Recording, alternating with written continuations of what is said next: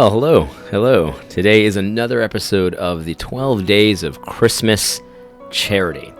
If you don't know, what I'm doing is I'm picking people that I know online primarily, and I'm trying to pick people that I have a sneaking suspicion, sometimes more than a suspicion, that they don't like me very much. But I like them very much, and I want to say a lot of nice things about them. I want to talk about why I like them, and also I want to give some unsolicited and probably unwanted advice to these people going into 2020.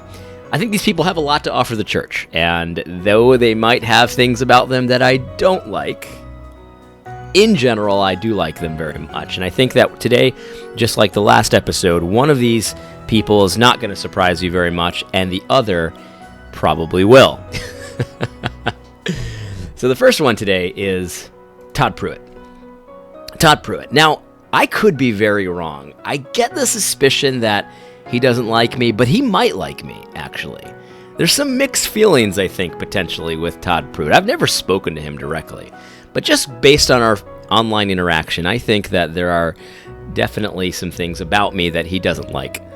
And it might rhyme with ugh and Dilson. But anyway, no, I like Todd very much. In fact, let me say this about Mr. Todd Pruitt.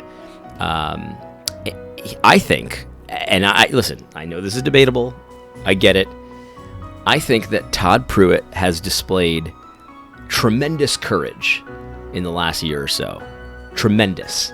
And what I mean by that is I have seen Todd strikes me as the kind of person that is like on the cusp of Big Eva power. Now, I could be completely wrong about this, but this is just my impression. You know, this is what I like about him. This is my opinion. I think that Todd is on that cusp of being platformed by all the quote-unquote right people, promoted by all the right people. He's got the right mentality. He's got the right attitude for Big Eva stardom. And yet, Todd has come out against this social justice insanity. Maybe not as aggressively as some people, maybe not as completely as some people, but he certainly has. And I think out of all the people that have come out against social justice and the insanity that's been going on lately, Todd Pruitt has the most to lose, and yet he has still come out against it. I respect that tremendously. Because I'm just some idiot on YouTube, right? Like, I have a very small platform. I had no illusions that I was close to the right hand of power of Big Eva. Nothing like that, right? I had very little to lose when I came out against social justice. But Todd Pruitt had a lot to lose. And so I respect someone who is willing to put it all out on the line for what he believes is true.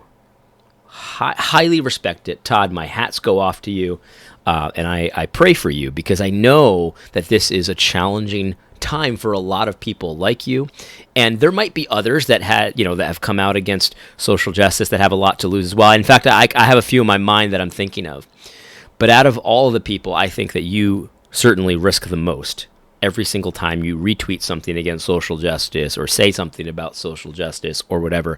And so greatly respect that, and I hope to see you continue to do that. Todd Pruitt is like, I always talk about on my YouTube channel, you've got Ezras and you've got Nehemiahs. Todd Pruitt is one of those Ezras, and I think that is so necessary in the church. Having a person who's thoughtful, who's pious, who's careful with his positions and rebukes and stuff like that. You need the Nehemiahs too. You need the person that's willing to swing an axe every now and then. But I respect Todd very much for that. I would say this. This is my unsolicited advice for Todd.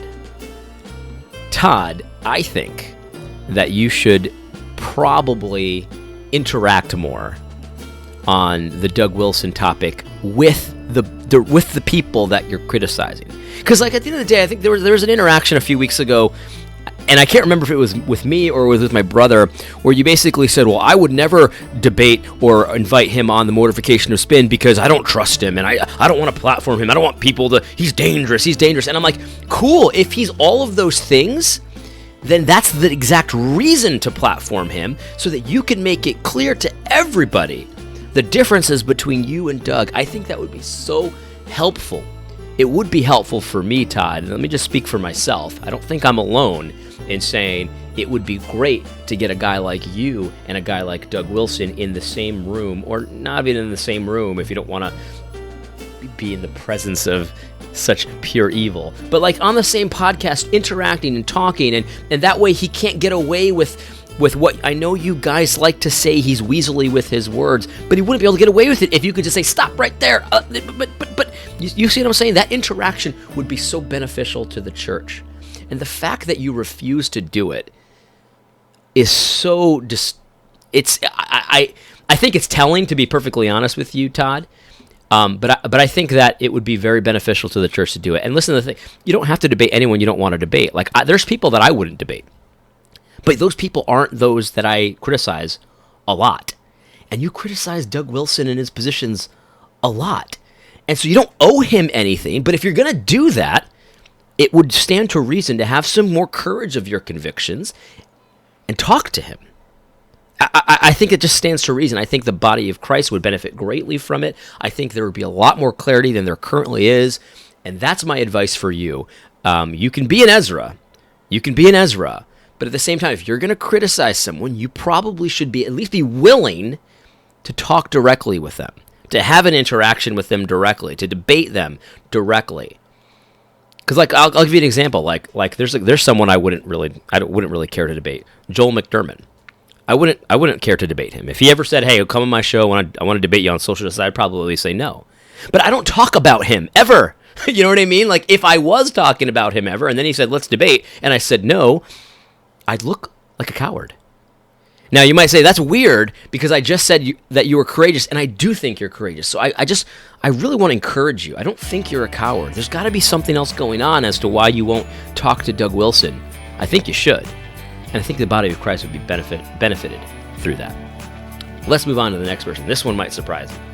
So, Todd Pruitt, I love you, brother. I really do. I think you have a lot to offer the church, and I commend you for your courage that I've seen you demonstrate for the last 2 years.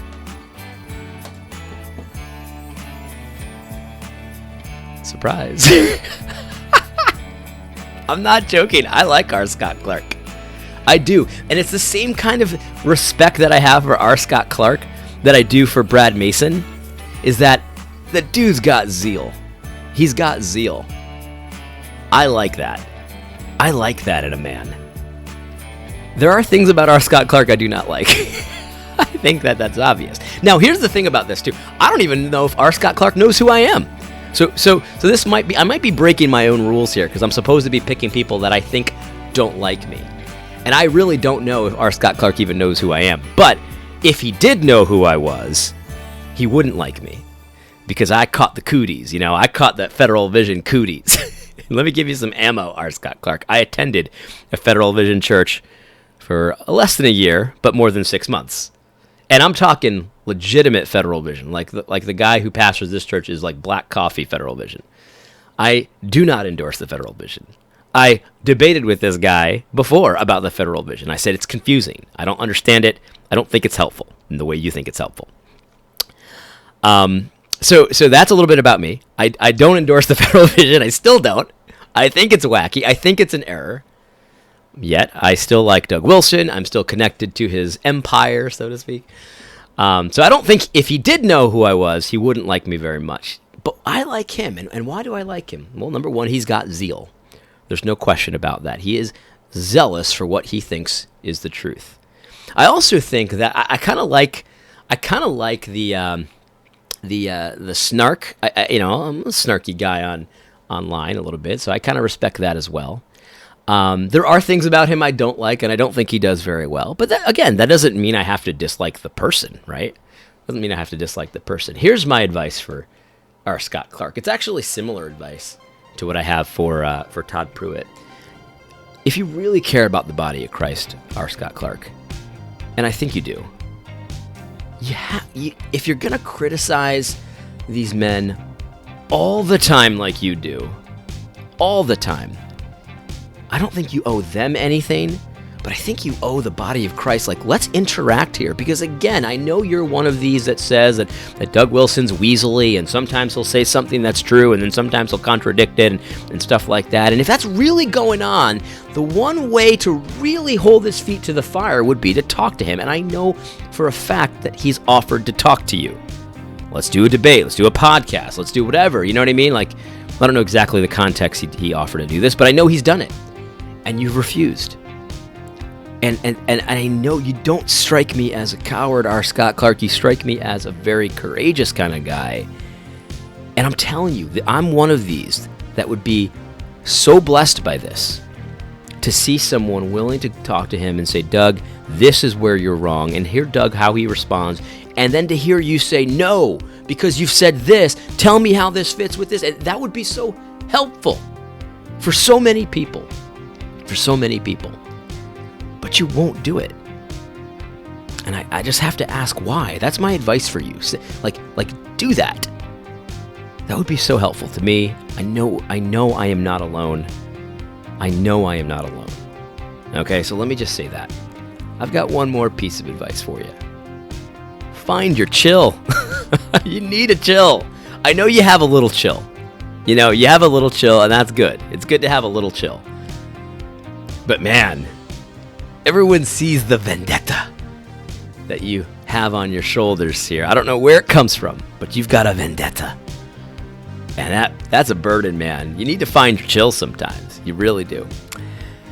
Anyway, I hope this is helpful. God bless.